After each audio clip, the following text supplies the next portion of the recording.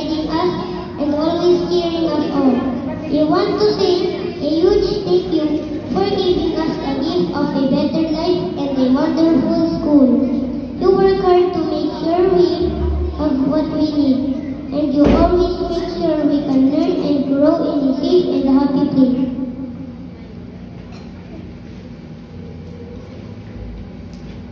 Because of you, we get to enjoy learning new things, make friends, and chase our dreams. Thank you for always supporting us and making our lives better every day. We love you and are so grateful for everything you do for us.